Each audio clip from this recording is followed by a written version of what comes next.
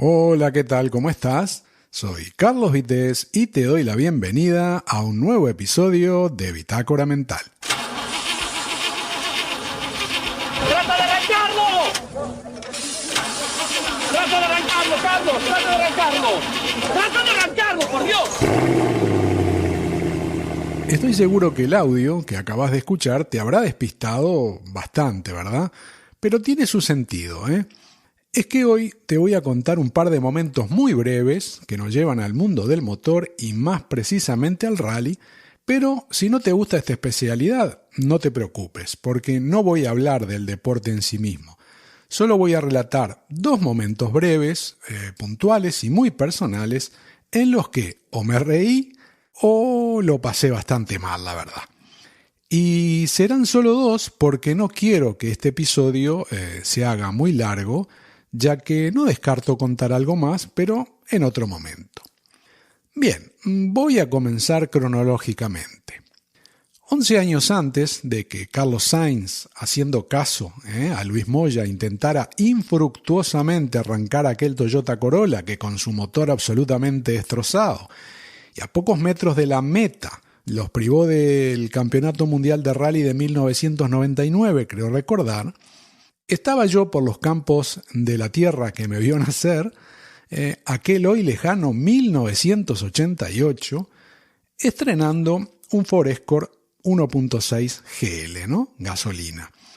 Y tenía que ablandarlo haciéndole los primeros kilómetros en carretera, por lo que nada mejor que aprovechar la disputa de un rally del campeonato nacional para surcar los caminos polvorientos que al paso de los más veloces te dejaban un cóctel adictivo de tierra que se metía en tu cuerpo hasta lo más profundo de tu ser, mezclada eso sí con olor a gasolina, embrague y otros aromas propios de una máquina exigida que algunos locos disfrutábamos con todos nuestros sentidos.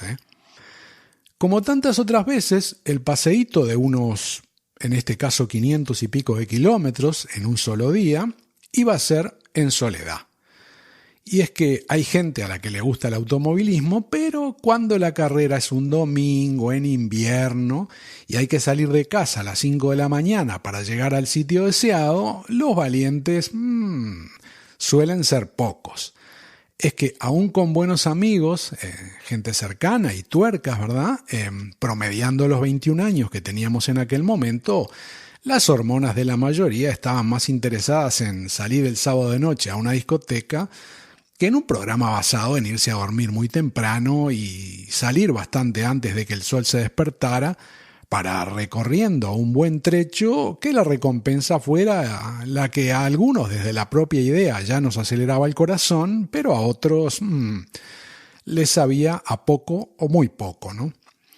Así que aquella madrugada, como otras, sin reproches, mientras probablemente mis amigos estuvieran bien acompañados, sacudiendo sus cuerpos al ritmo de la música o vaya a saber qué otras opciones y en qué lugares, ahí estaba yo partiendo hacia mi dosis irrenunciable de una jornada del deporte motor en la especialidad que siempre me ha atraído más.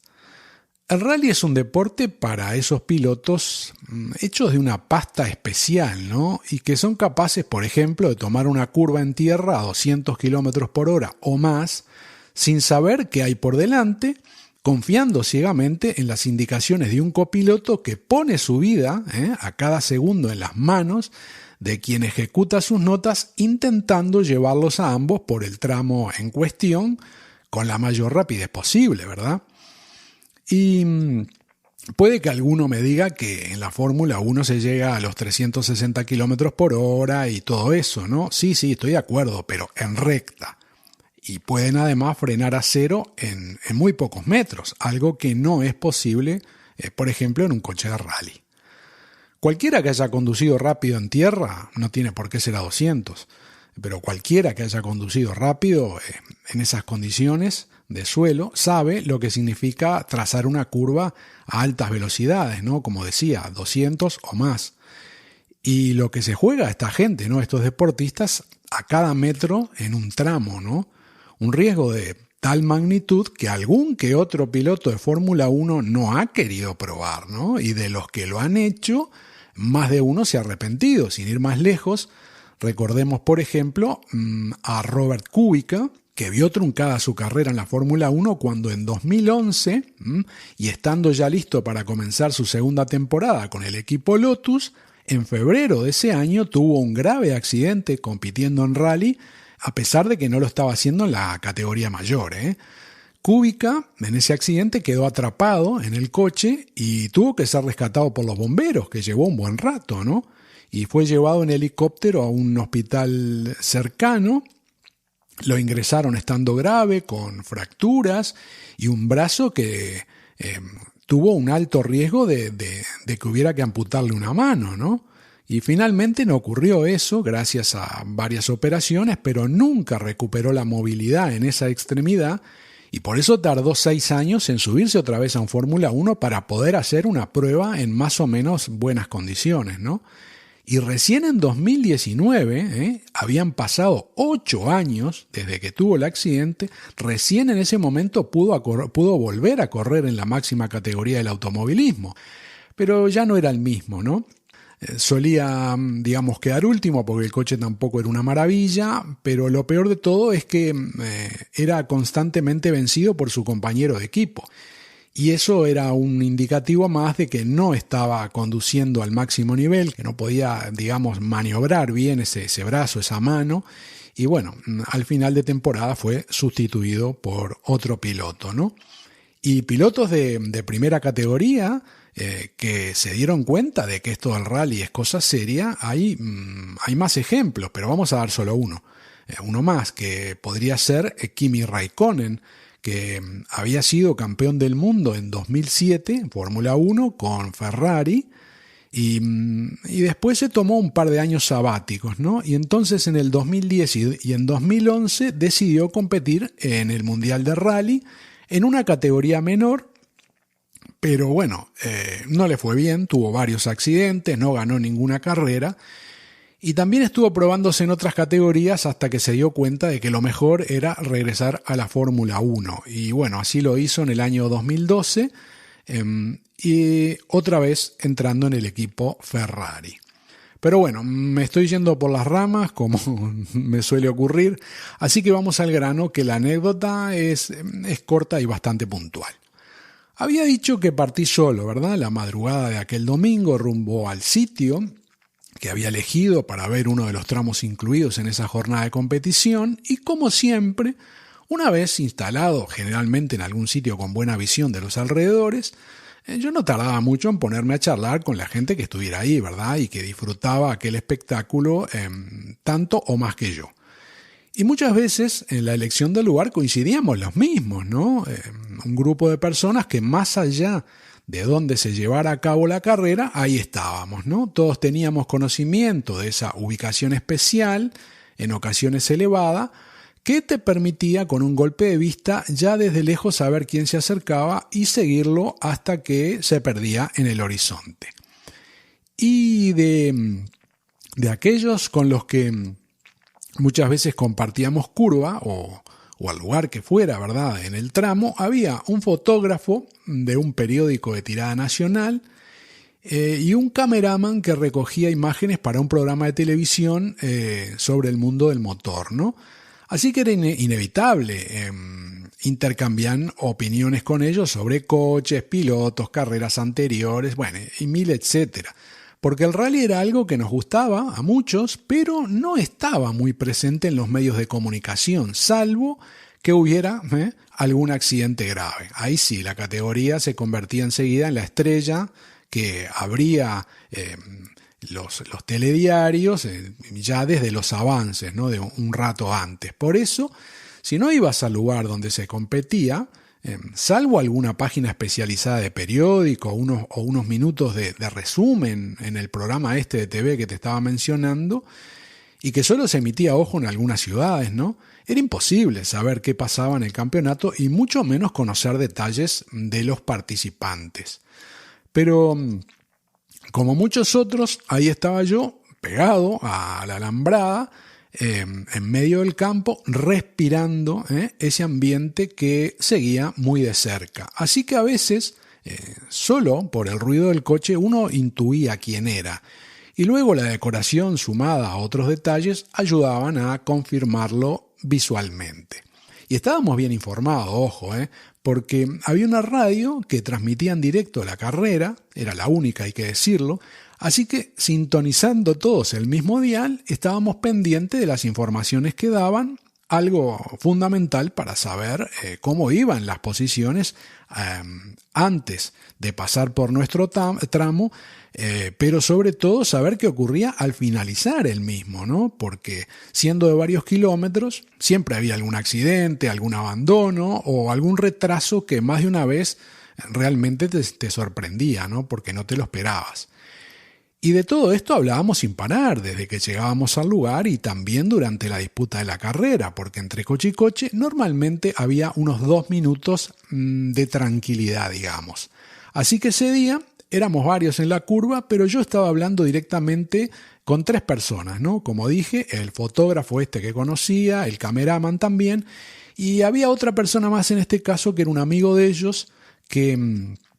Por cierto, había resultado un tipo relativamente callado, ¿no? Que más bien escuchaba, y a pesar de que hacía algún comentario, no estaban cargados de esa adrenalina, ¿no? Como a veces nos ocurría a los demás tras el pasaje de alguno de los coches. Y así fue desarrollándose aquella mañana en la que ellos iban haciendo su trabajo, ¿verdad?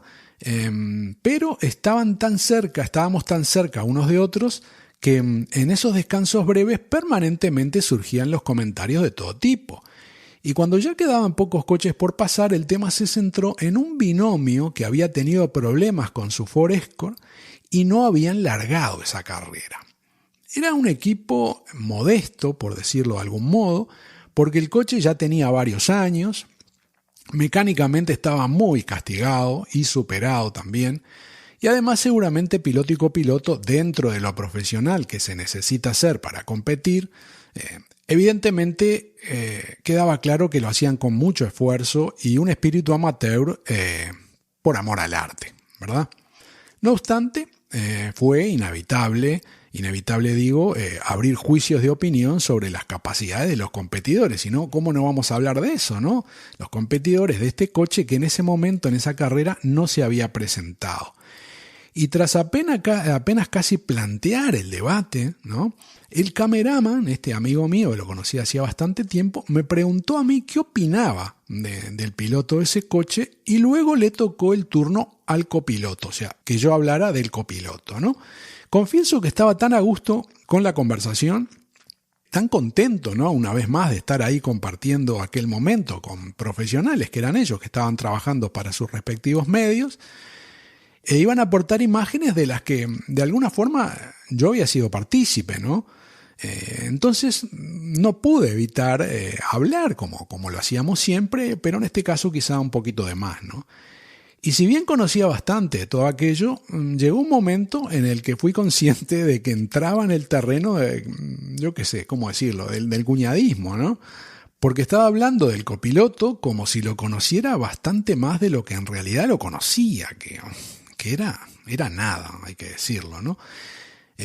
Y como había dicho antes, la difusión del automovilismo era poca en aquel momento donde yo me encontraba. Casi exclusivamente todo era para la Fórmula 1 todo el tiempo, ¿no? Y el Rally Nacional quedaba para los más fanáticos interesados básicamente en el asunto, ¿no? Un nicho de mercado bastante pequeño, ¿no? Así que... como mucho podías ver algún minuto de rally en televisión, un resumen, y solo en un programa, como decía, y lo mismo pasaba en los periódicos. Con suerte encontrabas alguna foto puntual en una página que salía una vez por semana, que recogía alguna noticia del motor, y ahí algunas líneas de resumen si había habido una carrera con los resultados y poco más, no había más nada, ¿no? Y como ocurre incluso hoy en cualquier competición, los últimos, ¿verdad?, en cada carrera no tienen espacio prácticamente en los medios, nadie se acuerda de ellos, ¿no? Y por aquel entonces era peor todavía, ¿no? No tenían fotos, no se le hacían entrevistas, ni nada. Así que pronto fui consciente de dónde me estaba metiendo, ¿no? Porque yo seguía hablando. A mí me decían que hablar y yo hablaba, ¿no? Y me seguían la corriente.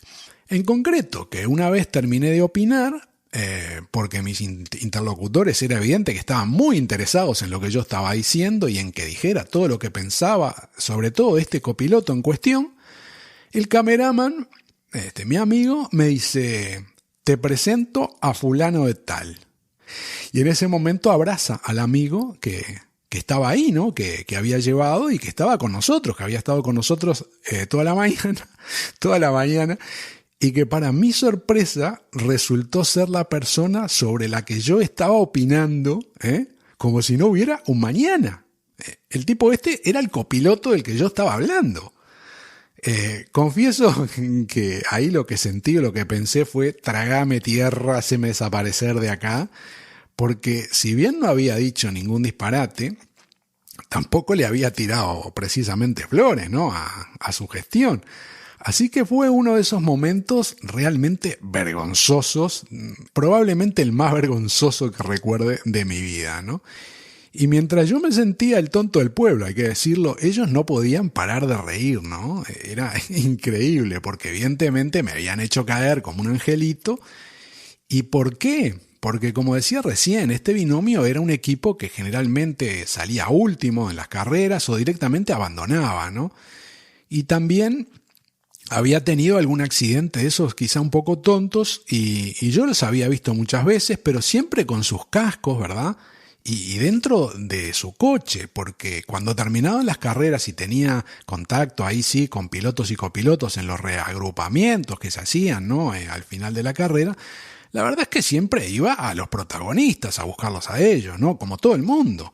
Y en esos pocos minutos en los que podías ver y tocar los coches que habían finalizado la carrera, y yo aprovechaba para hacerles fotos y todo, también estaban los mecánicos, estaban los pilotos, copilotos, y bueno, uno estaba ahí, pero ¿en dónde estaba? ¿Dónde estaba la gente que estaba arriba, ¿no? Que había ganado o que estaba cerca? Pero el vehículo del que estoy hablando ahora, normalmente o no estaba, porque ya había abandonado antes, o si estaba, que no daba para dedicarle tiempo, ir a mirar y todo. Si el coche era viejo, estaba hecho bolsa. Y bueno, como decía, esta gente hacía un esfuerzo muy grande y merecía todo el reconocimiento del mundo, pero no eran protagonistas. Entonces uno, igual que la prensa o lo que fuera, nadie se interesaba en ellos, ¿no? Y bueno, entonces cual niño pequeño, creo que incluso hasta le pedí disculpas a esta persona, aunque reitero, no dije ningún disparate, pero me expliqué ahí, ¿no? Lo que acabo de contar en este audio, me excusé de alguna forma de no haberlo reconocido y a la vez de opinar de la forma que lo había hecho, ¿no? Respecto a su desempeño como navegante. Y prueba de que no había sido borde, ¿no? En mis conceptos fue que tras las risas, ¿no? Seguimos todos juntos disfrutando de la carrera y volvimos a encontrarnos en otras oportunidades sin ningún tipo de problema, ¿no? Eso sí, nunca más volví a cometer ese error, me guardé las opiniones para mí mismo, que era lo más prudente, ¿verdad? Para evitar momentos de esos que no quería que se volviera a repetir, con sorpresas o, en fin, cosas de estas indeseadas, porque además siempre en cada carrera había algún competidor nuevo o volvía uno viejo que uno no había visto hace mucho y ya ni se acordaba cómo era, en fin, había que estar atento, ¿no? Así que yo empecé a guardarme mis opiniones, trataba de hablar poco, no sea cosa que tuviera alguna de esos momentos indeseados. Y bueno, esto era lo que te quería contar sobre un día en el que, como dije, pasé muchísima vergüenza y por eso me sigo acordando después de 35 años, hace que ya que pasó eso, ¿no? Pero tengo otro recuerdo, un momento diferente que me dejó otra cara y ocurrió solo un año después. Y bueno, me gustaría contártelo rápido ahora mismo. Resulta que era invierno y se repitió lo de salir solo y de madrugada para llegar a tiempo a la primer prueba clasificatoria de aquel domingo. Durante el viaje, también de unos cuantos kilómetros saliendo de noche, la cosa se puso fea en la carretera porque me encontré varios bancos de niebla. Pero por suerte había salido con tiempo, así que a velocidad prudente yo sabía que llegaba bien y no tenía por qué pisar el acelerador más de la cuenta, ¿no? Entonces, rato después comenzó a hacerse de día y la hora en la que sale el sol suele ser la más fría, ¿no? Y un momento medio complicado en el que se agravan los problemas de visibilidad si el clima está ahí haciendo de las suyas, ¿no? Y así era porque la niebla cada vez se ponía más y más espesa. Llegó un momento en que las luces encendidas cuadraban con eso de que el remedio es peor que la enfermedad, ¿no? Y la cosa pintaba muy fea, tengo que decir, porque no se veía nada, era espantoso, daba miedo, realmente daba miedo. Era 1989, iba por una carretera peligrosa de doble sentido, muy conocida por ser peligrosa, un domingo, temprano, y seguramente por eso circulaban muy pocos coches, por suerte, ¿no? Pero llegó un momento en que fue imposible ver algo y tuve que detenerme por completo. Solo tenía la radio para informarme un poco de cómo estaba la situación, porque no había móviles, no podía llamar a nadie a ver qué tal está por ahí, por allá, eso no lo podía hacer. Así que intenté sintonizar alguna emisora local de algún pueblo de ahí cerca a ver si me daban alguna pista, ¿no? Pero solo pude confirmar lo que tenía adelante mío, ¿no? Que no se veía nada. La situación era esa, ¿no? Y no tuve más remedio que esperar unos minutos con un riesgo mayúsculo, hay que decir, porque estaba apartado, yo estaba detenido y apartado todo lo que podía de la carretera, pero tocando aún el asfalto, ahí, para no perder pie por el desnivel que había sobre mi derecha. Esperé, o más bien desesperé, debo decir, algunos momentos, y en cuanto pude ver más allá de mis narices algo, me puse otra vez en marcha a baja velocidad, hay que decir, y con los intermitentes puestos. Probablemente no servían de nada, ¿no? Y si alguien hubiera venido por detrás a gran velocidad, bueno, no quiero ni saber, pero casi rezando para que quien compartiera aquella carretera conmigo tuviera una pizca al menos de prudencia necesaria para desplazarse con seguridad, por suerte no tuve ninguna sorpresa desagradable. Seguí moviéndome cada vez un poquito más rápido y luego de un rato la visibilidad ya era bastante mejor, con lo que pude, aumentar un poco la velocidad y continuar la marcha, lo más parecido a lo que hubiera sido con normalidad, ¿no? Y no recuerdo cuánto tiempo después, pero llegué al punto que me había propuesto, que había elegido, gracias a mapas e indicaciones varias, ¿no? que sacaba de un lado del otro, como solía ocurrir por aquellos tiempos en los que no teníamos GPS, ¿no? Así que había que moverse de otra manera. Era una mañana de esas en las que tengo que decir que el 99% de la gente no hubiera salido de la cama, pero ahí estaba yo, metiendo mi coche en el medio del campo por una zona en la que entendía no corría riesgo de quedar atrapado en el barro, que si bien no era mucho el que había en ese momento, tampoco necesitaba mucho para quedarme ahí atascado, porque mi coche y mis neumáticos eran típicamente de ciudad, ¿no? Nada de todoterreno, ni coche levantado, ni sub, ni nada, ¿no? Aquello era un coche normalito, ¿no? Me aseguré entonces de ubicarme, como siempre, con toda la seguridad del mundo y fui de los primeros en llegar a ese lugar. Pero no sabría decir cuánta gente había y cuántos se me adelantaron, ¿no? Porque todavía había niebla y en aquel lugar, en medio del campo, habían señalizado el recorrido de la prueba, pero era imposible verlo completo. Solo podía divisar una parte y ahí había algún aventurero que a lo lejos ni se bajaba de su vehículo, ¿no? Y estaba claro el porqué, hacía un frío de esos que no se olvidan con facilidad, ¿no? Y recuerdo que dejando el coche muy cerca de donde pensaba quedarme parado para observar el pasaje de los competidores, había una tira plástica, ¿no? Como esas que dicen policía, no sé qué, había una tira plástica señalizando todos los límites de acceso. Entonces me acerqué, la apreté con las manos y crujió como cuando se desprende un trozo de glaciar. Impresionante, ¿no? Y estaba todo congelado, el suelo estaba congelado, los pastos obviamente, y todo lo que había alrededor estaba soportando unas temperaturas bajo cero que te hacían preguntar, ¿qué estás haciendo acá? ¿Por qué no te quedaste a dormir en casa, no? Pero bueno, como dicen, hombre precavido vale por dos. Yo me había llevado buen abrigo, también comida para pasar todo el día y tenía la suficiente experiencia para saber qué cosas eran importantes tener en medio ahí del campo en invierno y con ese frío, ¿no? Para ver una carrera, obviamente. Así que tenía agua y alimentos que aportaban buenas calorías, además de una incorporación de último momento, tengo que decir, algo que jamás había llevado a un rally, pero que no había sido idea mía, eso tengo que ser sincero. Es más, me parecía que no debía llevarlo, pero al final, bueno, me convencí y resultó de utilidad, hay que decirlo que resultó de utilidad.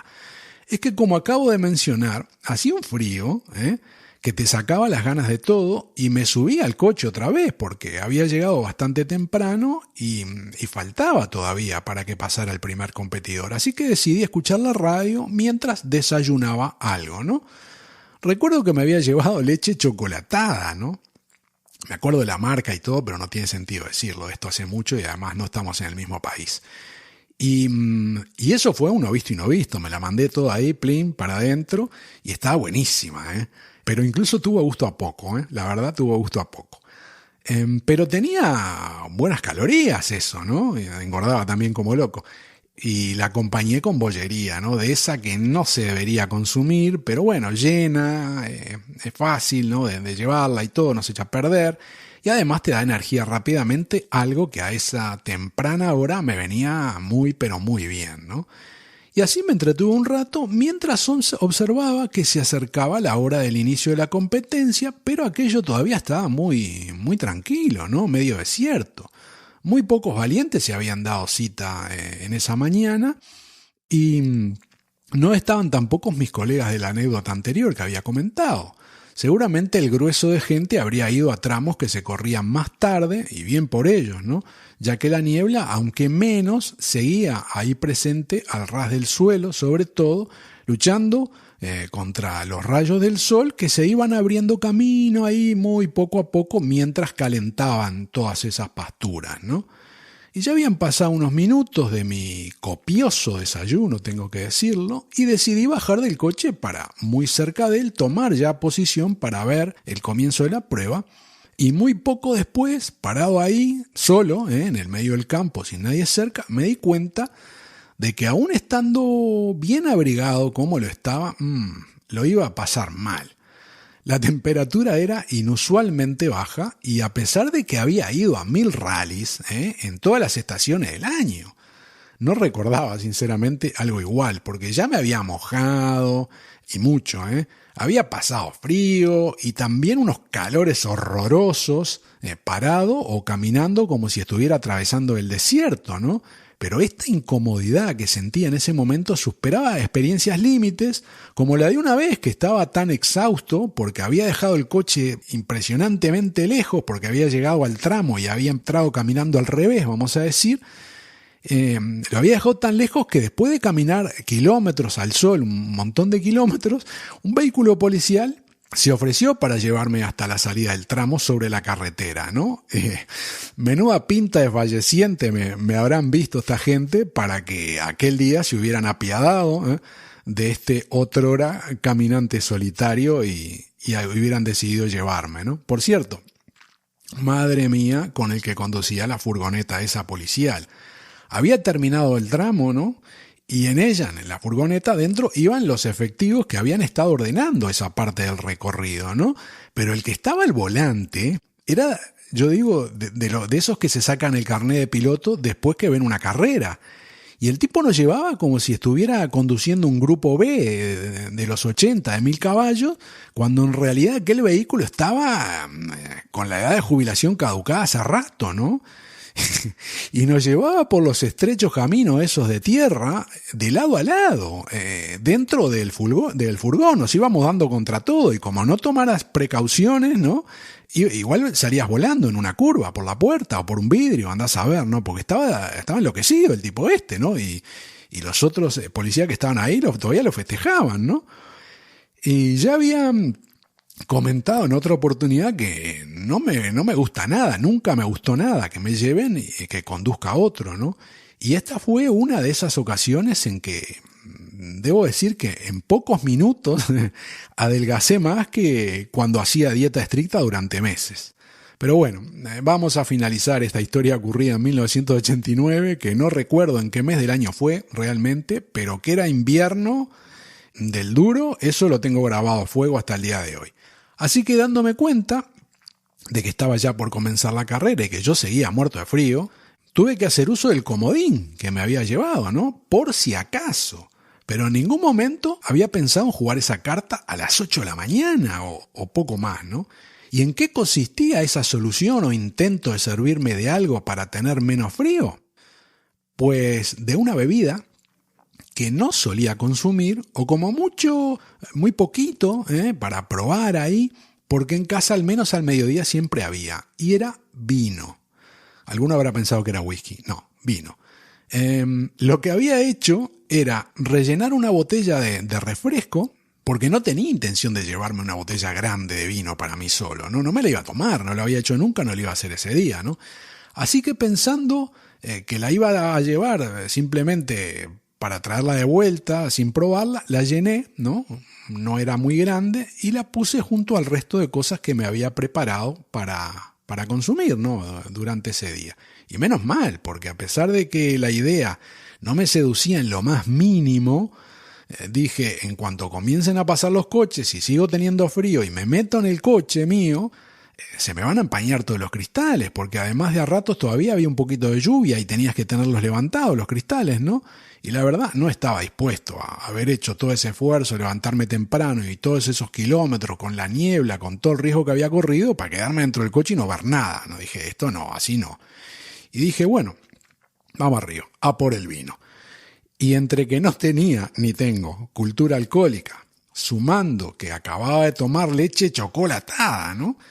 Y la hora que era, aquella ingesta no me apetecía nada, pero nada, ¿no? Pero no había otra opción, porque había llevado más comida, sí, para el mediodía y para la tarde, pero en ese momento no tenía hambre, lo único que tenía era frío. Así que abrí otra vez el coche y eché mano de esa pequeña botella de refresco que tenía vino adentro, que tenía ahí guardada pensando que no la iba a usar. Aquello para mí era una experiencia nueva, tengo que decir, ¿no? Por lo que decidí solo beber un poco, y de a traguitos, ¿no? Así, de a traguitos. Y como si fuera una ceremonia de iniciación, ahí estaba yo parado al lado del coche, y del coche y la alambrada, ¿no? Que separaba la carretera de ese campo privado sobre el que se iba a llevar a cabo la prueba deportiva, y sin estar convencido le di un primer sorbo ahí muy breve, ¿no? Y en ese momento, entre la niebla, por el lado interno de la alambrada, por ese campo y en paralelo a la alambrada, vi que se acercaba un gaucho a caballo, ¿no? Probablemente sería dueño de aquellas tierras o quizá algún encargado del dueño que estaba haciendo acto de presencia por ahí, controlando a ver qué estaban haciendo o cómo estaba la cosa simplemente, ¿no? Y para quien no lo sepa, un gaucho, digamos, que podría asemejarse a lo que conocemos como los cowboys, ¿no? De las películas americanas. Son personas que trabajan en el campo, a caballo, con el ganado y, bueno, tienen todas unas culturas y tradiciones particulares. Pero cada uno tiene sus cosas, ¿no? Cada uno tiene sus características, porque el gaucho, por ejemplo, es más de cuchillo y no de arma de fuego como los cowboys. Además, su vestimenta es algo diferente, pero no vamos a entrar en esto, en hablar de esto, porque si no la cosa se va a extender y nos vamos a ir muy por las ramas, ¿no? Vamos a ir redondeando. Confieso que me cayó súper simpático encontrarme a aquel personaje, porque para un urbanita como yo de toda la vida era algo excepcional, no tenía muchas ocasiones. Y sabiendo que eran, y espero que sigan siendo hoy, ¿no? Gente de esa respetuosa y acostumbrada a saludar, seguí dándole ahí pequeños besitos a mi botella de refresco tuneada, mientras aquel hombre continuaba con su caballo acercándose hasta que llegó directamente a estar frente mío, ¿no? Y se detuvo un instante dedicándome un buen día, al que inmediatamente yo, que estaba ahí dando esos pequeños traguitos, le respondí, obviamente, como no podía ser de otra manera, con educación, buenos días, y me soltó una frase que no me lo olvido nunca más, ¿no? Evidentemente inspirado en la cara que yo estaba poniendo mientras consumía aquel vino sin el más mínimo gusto ni interés, tengo que decir. Así que tras mi saludo me dice: amigo, por la cara que pone, ¿qué está tomando? ¿Líquido de freno? Y automáticamente me provocó una risa, tengo que decir, que casi pierdo la botella, casi me caigo. No me lo esperaba en absoluto, ¿no? Inmediatamente el tipo en cuestión, más que satisfecho por haber dado rienda suelta a su humor mañanero, hay que decirlo, y sobre todo por la reacción que había conseguido, ahí siguió en lo suyo, ¿no? Continuó su recorrida sin mediar palabra. Eso sí, se despidió con la mano, a lo que respondí como merecía, tan ilustre personaje, que sinceramente ya me había alegrado el día, ¿no? Y me había dejado una escena para el recuerdo que te estoy contando hoy. Y esto era lo que te quería contar. Aquella mañana, mientras el gaucho se alejaba de a poquito, rápidamente, me tomé todo el vino, que no pensaba ni tocarlo. Pero bueno, me acordé de aquel dicho: nunca digas de esta agua no beberé, o nunca digas nunca jamás. Y vi esa prueba clasificatoria, así como todo el resto de la jornada de aquel rally, con detalles que, debo decir, se perdieron en mi memoria, escondidos en el laberinto de los tiempos, porque lo único que recuerdo de ese día es lo que te conté. Del resto no tengo ya más recuerdos. Soy Carlos Vitéz y hasta aquí el Bitácora Mental de hoy. Gracias por tu tiempo, muchas gracias por escuchar este episodio y te espero en el próximo. Chao.